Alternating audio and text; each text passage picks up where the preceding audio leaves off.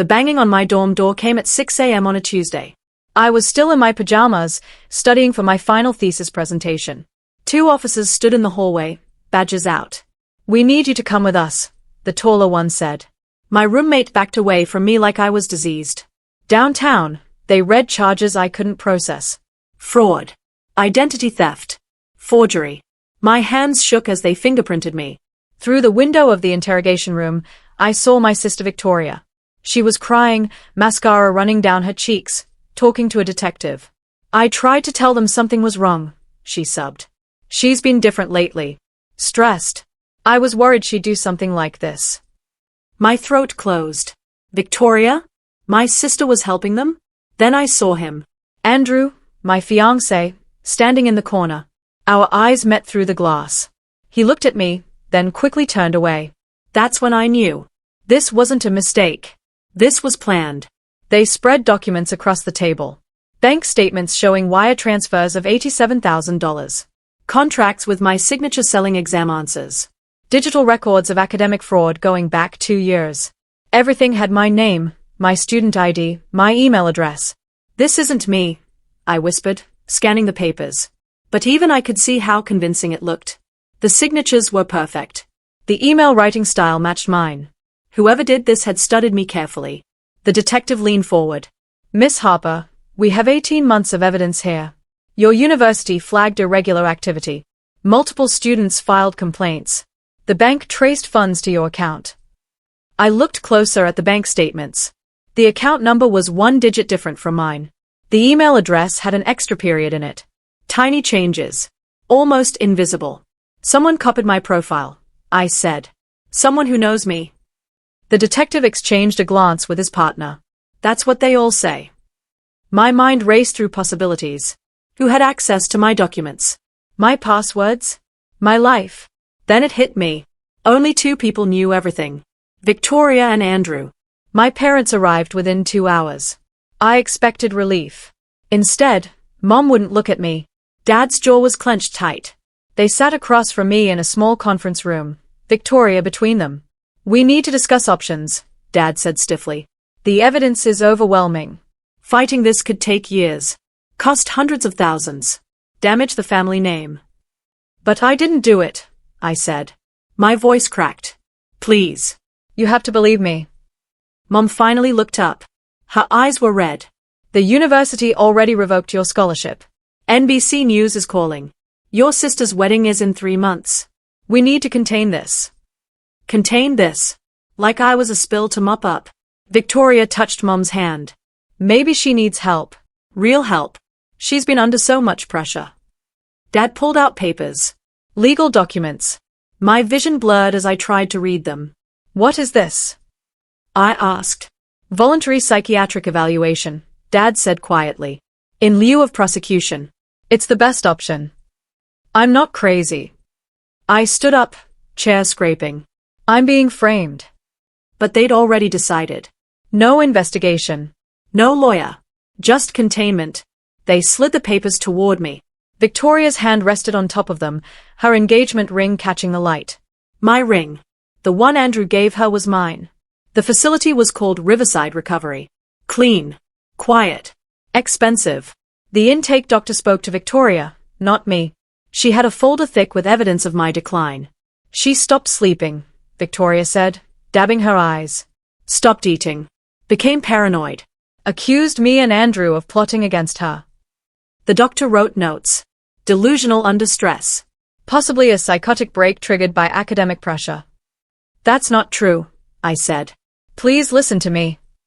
But they'd already made their diagnosis. Victoria had texts I allegedly sent. Rambling. Incoherent. Except I never wrote them. Screenshots can be faked. I learned that later. They gave me pills that made everything fuzzy. Scheduled therapy 3 times a day. Took my phone. My laptop. My rights. You'll feel better soon, a nurse said gently. I sat in the common room, staring at the barred windows. Other patients shuffled past. Some talked to themselves. Others stared at nothing. This wasn't recovery. This was erasure. And the worst part. Everyone believed Victoria's story. Sweet, concerned Victoria who tried to save her troubled sister. No one questioned why she was so prepared with documentation. 3 weeks in, I woke to sharp cramps. At first, I thought it was the medication. Then I felt wetness. Blood soaked through my sheets. The night nurse called a doctor. They rushed me to the medical wing. Somewhere in the chaos, someone said the word, pregnant. I'd suspected. Missed period. Nausea I blamed on stress. Andrew and I had been careful, but not perfect. I was going to tell him after graduation. Now I lay on a sterile table while a doctor did an ultrasound. The screen stayed blank. No heartbeat. No flutter of life. I'm sorry, the doctor said. There's nothing we can do. The cramping got worse. They gave me something for pain. I asked to call someone. Anyone. They said it wasn't allowed during crisis situations. So I miscarried alone in a psychiatric facility. No hand to hold. No explanation of what was happening. No choice in any of it. Later, a nurse brought me clean clothes. I'm sorry for your loss, she said quietly. Loss. Such a small word for something that hollowed me out completely. I never got to mourn. Never got to process. They just added it to my chart. Patient experienced medical event. Emotionally stable afterward. Days blended together. Therapy sessions where I was told to accept responsibility. Group meetings where I stayed silent. Medication that kept me numb. No visitors came. I asked about my family. They need space to heal, a counselor said. I asked about Andrew. He supports your recovery but can't see you yet. I asked for a phone call. Maybe next week. Next week never came. I stopped asking. Stopped crying. Stopped showing any emotion they could use against me. Instead, I started remembering. Every conversation with Victoria before the arrest. Every time Andrew seemed distant. Every small strange moment I'd dismissed. The time Victoria borrowed my laptop to check email. The time Andrew asked for my old student ID for a scrapbook. The time Victoria volunteered to help me organize my thesis files. They'd been planning this for months. Maybe longer. And I'd been so trusting, so naive, I'd handed them everything they needed. I kept a mental list. Names. Dates. Details. I had nothing but time to remember. 6 months into my stay, a social worker visited. She had news about my scholarship. The university had revoked it permanently. Criminal activity, she read from her tablet. My degree was frozen. 1 semester from graduation. 4 years of perfect grades. Research published. Awards won. All gone. What about an appeal? I asked. She shook her head. The evidence is documented. The university's decision is final. That afternoon, I overheard nurses talking. Did you see? Victoria Harper just enrolled at State. Same program her sister was in. My program. My professors. My research focus. I asked for computer access to check. There it was on the university website. Victoria Harper, new graduate student, awarded the Morrison Research Fellowship. The Morrison Fellowship. The one I'd applied for.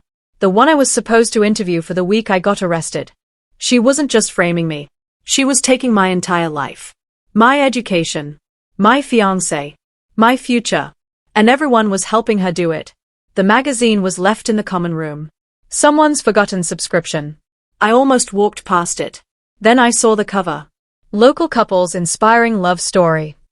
Victoria and Andrew smiled from the glossy page. Perfect. Happy. In love. I opened the article with shaking hands. It detailed their whirlwind romance that began during a difficult family time. How Andrew supported Victoria while she dealt with her sister's breakdown. There were photos from their engagement party. Victoria's hand was front and center, showing off her ring. My ring. I'd know it anywhere. The vintage setting. The small chip on the band from when Andrew's grandmother wore it. He'd proposed to me with that ring on a beach at sunset 6 months before everything fell apart.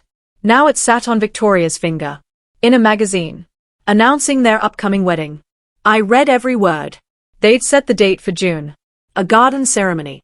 200 guests. No mention of me except as Victoria's sister who's receiving treatment. Like I was an unfortunate footnote in their love story. I tore out the page. Hid it under my mattress.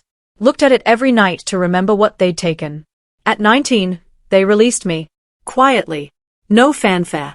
A doctor signed papers saying I completed treatment and was no longer a danger. The charges never went to trial. Insufficient evidence, apparently. But the arrest stayed on my record. The university refused to reinstate me. References from professors dried up. "We can't have you back," the dean wrote in an email. "The integrity of our program must be maintained." My parents picked me up. The car ride was silent. At home, my room had been converted to Victoria's study. My belongings were boxed in the garage. "At dinner," Dad said, "we think it's best if you make a fresh start elsewhere." Elsewhere. Away from them. Away from Victoria's new life. Mom slid an envelope across the table. $5,000. To help you resettle. Not a hug. Not an apology. Just money to make me disappear. Victoria wasn't there. She was at Andrew's apartment. Planning their wedding. Living my life. I took the money. Packed my boxes. Left the next morning before anyone woke up. No one stopped me. No one said goodbye. I moved 4 states away. Found a tiny apartment above a laundromat. Used a professional name, Ryan Harper instead of Riley Harper. It was easier to disappear that way. I started therapy. Real therapy. A counselor who actually listened. Who helped me process the miscarriage, the betrayal, the institutionalization. Who believed me. I worked temp jobs. Saved every penny. Lived on rice and determination. At night, I documented everything. Created timelines. Saved every email, text, photo I still had access to. Built a digital folder of evidence. Not for revenge. For proof. I learned about digital forensics. About metadata. About how to trace document origins. I took free online courses. Read legal blogs. Studied audit trails. The more I learned, the more I understood how they'd done it. The fake emails had been sent from IP addresses near Victoria's apartment. The forged signatures had pixel-level inconsistencies. The timeline of the fraud coincided with Victoria's access to my documents. It was all there. Underneath. Waiting. I just had to be patient enough to find it. 2 years after my release, I was working at a tech startup. Entry-level. Quiet. I kept my head down. Then Victoria's name crossed my desk. She was presenting at a technology conference. Her topic, ethical AI in educational assessment. My topic, my research, the thesis I never got to defend.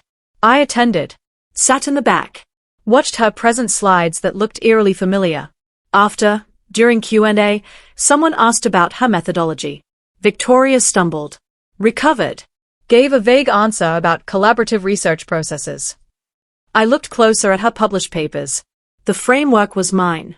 The data analysis approach was mine. Even specific phrases I'd written appeared verbatim. She'd stolen my research, refined it, published it under her name. And because I'd been discredited, I couldn't prove it was mine first. My thesis existed only in draft form on a confiscated hard drive.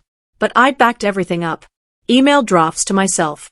Saved versions to cloud storage Victoria didn't know about. Every timestamp predated hers by 2 years. I shifted my career focus. Got a job in academic compliance. Then corporate ethics. Then audit consulting. I learned systems. Processes. How institutions track integrity violations. How they investigate. What evidence they need. I became an expert in exactly what they'd used against me. My therapist asked if this was healthy. It seems like you're still living in the past. I'm learning, I said. There's a difference. At night, I pieced together their scheme. Victoria needed my life because hers wasn't enough. Andrew went along because Victoria promised him wealth, status, a better version of me. They'd planned it meticulously. The fake accounts were open months in advance. The psychiatric narrative was built gradually. The engagement happened right before the arrest, so I'd be too distracted to notice signs. They'd used my trust as a weapon. But they'd made mistakes. Everyone does. And I was trained now to find them. At 23, I got an unexpected message on LinkedIn. I need to talk to you about Victoria Harper. The sender was Caroline Webb, Victoria's former assistant at the university. We met at a coffee shop. Caroline was nervous, hands shaking around her mug. I couldn't live with it anymore, she said. What they did to you? She'd been there. Seen Victoria copy my files. Heard her on the phone with Andrew, planning the timeline. Watched her practice my signature. Why didn't you say something? I asked. I was scared. Victoria threatened my scholarship if I talked. Caroline pulled out a flash drive. But I kept copies. Emails. Voice recordings. Screenshots. My hands trembled taking it. There's enough here to reopen everything, Caroline said. I'm willing to testify. I should have done this years ago. We sat in silence. 5 years of my life destroyed. And she'd known. But anger wouldn't help. Evidence would. Thank you, I said quietly. That drive held everything. Every piece of proof I needed. I hired a lawyer. A good one. Used every penny I'd saved. We filed motions to clear my record. Submitted Caroline's evidence. Included my own documentation. Requested university reviews. It took 8 months. Hearings. Depositions. Testimonies. Finally, a judge reviewed everything. Saw the timestamps. The metadata. The inconsistencies in the original investigation. Case dismissed. Record expunged. The university sent a formal apology. Offered to reinstate my degree. Removed all disciplinary actions. I didn't tell my family. Didn't announce it publicly. Just quietly reclaimed what was mine. I finished my degree online. Defended my thesis to a panel who actually read it. Graduated with honors. Dr. Riley Harper. Finally. My diploma arrived on a Tuesday. I hung it in my apartment where only I could see it. This wasn't about them knowing. Not yet. This was about me knowing who I'd become despite them. The invitation came in cream-colored envelope. Thick cardstock. Expensive. Victoria Harper and Andrew Chen request your presence at their wedding celebration. 6 years after they destroyed me. They were finally getting married. A handwritten note fell out. Victoria's perfect cursive. Riley, I know we've been distant. But you're my sister. I want you there. Let's reconnect. Let's reconnect. Like she hadn't orchestrated my complete destruction. I should have thrown it away. Moved on. Let them have their fake happiness. Instead, I RSVP'd yes.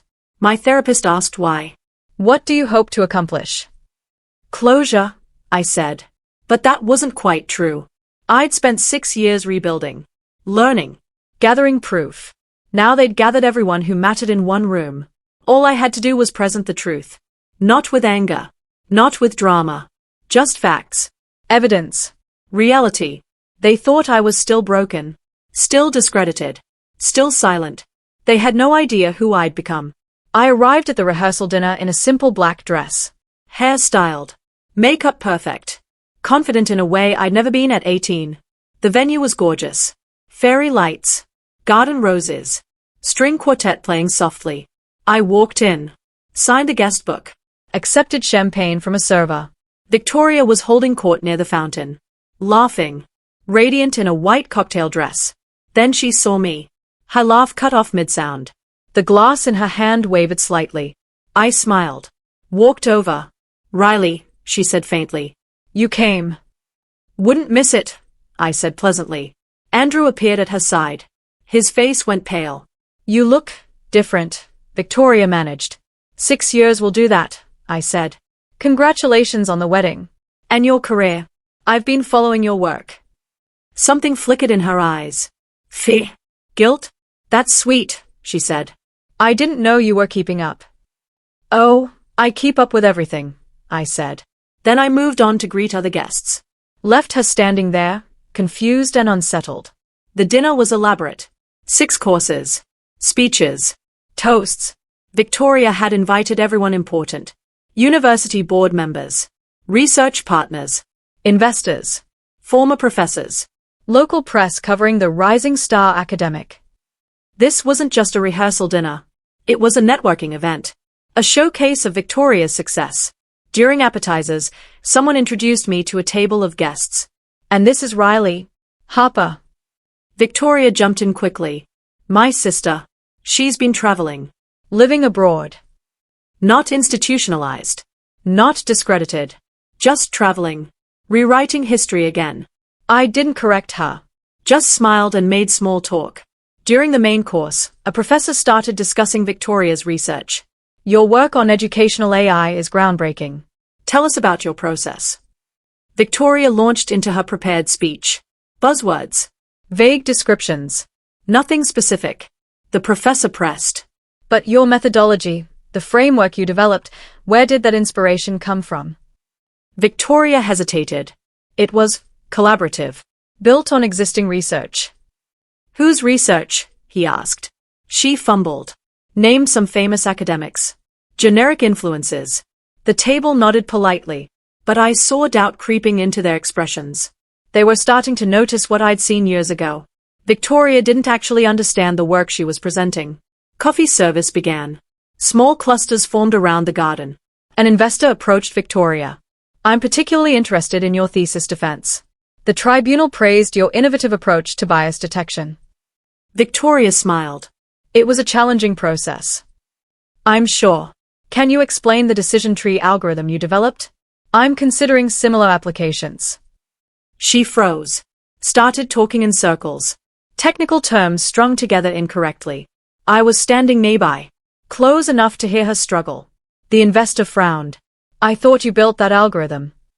I did, Victoria said quickly. It's just complex to explain without visuals.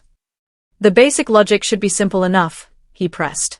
She looked panicked, searching for an exit. I stepped forward gently. If I may, the algorithm uses weighted conditional branches to identify systematic patterns in assessment data.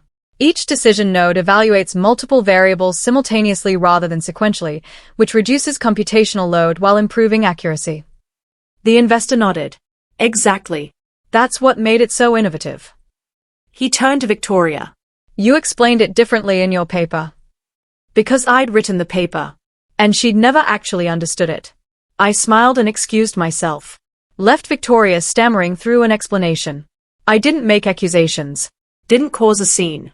Instead, I quietly distributed information. A QR code on small cards left at tables. Learn more about bias in academic research. The link led to a carefully constructed website. Everything documented. Time-stamped. Verified by third parties. My original thesis drafts. Cloud storage dates from 7 years ago. Victoria's published papers. Dated 3 years ago. Side-by-side comparisons. Identical paragraphs. Matching frameworks. Caroline's testimony. Notarized statements. Email evidence. The timeline of my arrest. The fake accounts. The metadata showing Victoria's involvement. Court documents clearing my record. Judges' statements. University apologies. Everything presented factually. No emotion. No drama. Just evidence. By dessert, phones were buzzing. Guests were checking the link. Whispers started. Is this real? Someone asked Victoria directly. There's a website. Claims you plagiarized research. Is it true? Victoria's face went white. That's absurd. Riley, what is this? All eyes turned to me. The truth, I said calmly. Everything's documented. Feel free to verify. Andrew pulled out his phone. Went to the site. His expression changed as he scrolled. The website had a separate section. Financial documents. Bank records. Contract signatures. All showing Andrew's involvement. He'd opened the fake accounts in my name. Moved the money. Used his parents' legal firm to draft the documents that institutionalized me. His signature was on everything. Authenticated. Verified. A business journalist at the dinner started asking questions. Mr. Chen, these bank transfers. You authorized them. Andrew's mouth opened. Closed. This is out of context. The dates match the fraud timeline, the journalist continued. And these signatures, your notary stamp appears here. Someone else found Caroline's recorded statements. Played them on their phone. Victoria's voice, we need to move faster. She's getting suspicious. Andrew's voice, the psychiatric route is safer. No trial. No questions. The audio was clear. Undeniable. People were standing now. Moving away from the couple. The fairy lights suddenly felt harsh. Andrew tried to recover. This is edited. Taken out of context. Riley has always been unstable. I had my record expunged, I said quietly. Judicial review found no evidence of fraud. It's all public record. The room went silent except for the string quartet, still playing softly in the corner. I pulled out one more folder. Medical records. From Riverside Recovery. The psychiatric evaluation Victoria had submitted. Fake screenshots. False symptoms. Coached testimony they had me committed, I said, voice steady. While I was carrying Andrew's child. I lost the baby there. Alone. Because no one questioned Victoria's story. I showed the consent forms. My parents' signatures. Authorizing treatment for conditions I didn't have. Victoria's hand was over her mouth. I didn't know about the pregnancy. Then the real medical records. Showing I'd been pregnant. That I'd miscarried while institutionalized. That no one had been notified. You didn't ask, I said. You were too busy stealing my life. A former professor stood up. This is unconscionable. If these documents are authentic. They are, I said. Everything's been verified by legal counsel. Medical boards. Academic reviewers. I looked at my parents across the room. Dad's face was gray. Mom was crying. You chose containment over truth, I said to them. You protected her instead of investigating. You signed papers that let them erase me. Dad opened his mouth. Nothing came out. I'm not here for apologies, I said. I'm here so everyone knows who they are really celebrating. The mood shifted like air pressure before a storm. Chairs scraped as people created distance from Victoria and Andrew. Conversations died. The celebration crumbled into uncomfortable silence. No one shouted. No one made a scene. Just quiet, collective judgment. A university board member approached me. We'll need to review this formally. If your documentation is accurate, there will be consequences. It's all accurate, I said. I've spent 6 years making sure. Investors pulled Andrew aside. We need to discuss your firm's involvement in this. Victoria stood frozen. Guess who'd been fawning over her minutes ago wouldn't meet her eyes. She tried to approach me. Riley, please. We can talk about this privately. There's nothing private about what you did, I said. You made it public when you published my research. When you wore my ring. When you built a career on my destruction. I'm sorry, she whispered. I never meant. Yes, you did, I said simply. You meant all of it. That's why you planned it so carefully. Her face crumpled. She reached for me. I stepped back. Don't. Andrew tried next. Riley, if you just let us explain. Explain to them, I said, gesturing to the crowd. To the people you've been lying to. I didn't yell. Didn't cry. Didn't crumble. Instead, I said very calmly, you didn't destroy me. You gave me 6 years to become undeniable. Victoria's tears were real now. Mascara streaming. Please. The wedding. There won't be a wedding, I said. There won't be a career built on stolen work. There won't be any more lies. Someone in the back was already calling someone. I heard the words academic fraud investigation. I hadn't made that call. Didn't need to. The truth was doing its work. My parents approached carefully. Riley, Dad said hoarsely. We didn't know. You didn't ask, I said. You chose the easier story. The one that didn't disrupt your lives. Mom sobbed. How do we fix this? You can't, I said simply. But the authorities can. By the time I left, reporters were arriving. Board members were making calls. Lawyers were being summoned. Not because I demanded it. Because the evidence demanded it. I walked out of that garden into the cool night air. Behind me, I heard Victoria's voice, desperate, trying to salvage something. There was nothing left to salvage. The wedding was cancelled by morning. Venue deposits lost. Guests notified. Victoria's University launched a formal investigation. Found systematic plagiarism across multiple papers. Revoked her degree. Terminated her fellowship. Andrew's law firm quietly let him go.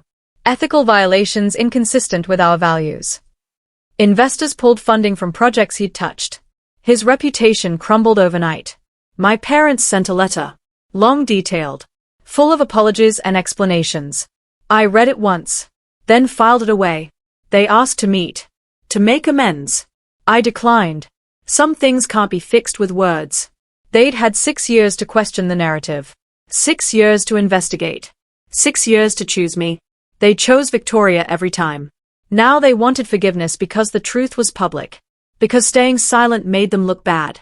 But I didn't need their redemption arc. I needed them to sit with what they'd done. Let them feel what I felt. Lost. Alone. Unbelieved. Maybe someday I'd be ready to talk. Maybe not. Either way, it would be my choice. My timeline. Not theirs. I reclaimed my degree officially. Walked at graduation. No family present. I built a career in academic ethics, helping institutions prevent exactly what happened to me. I published papers, gave talks, became an expert in fraud detection and victim advocacy. My name, my real name, became respected in my field. Victoria disappeared from public life. No social media. No publications. No trace. Andrew moved across the country. Started over under a shadow he'd never escape. My parents still send cards. Birthdays. Holidays. I don't respond. Some people ask if I regret exposing them. If the revenge was worth it. But it wasn't revenge. Revenge is emotional. Impulsive. Destructive. What I did was restoration. I restored my name. My work. My truth. They thought destroying me at 18 would erase me from their perfect picture. At 24, I erased every lie they'd built their lives on. Not with anger. Not with rage. With evidence. With patience. With the quiet, unstoppable power of truth. The most brutal revenge isn't violence or cruelty. It's surviving long enough to be undeniable. And then letting the truth do what truth does. It wins. Always.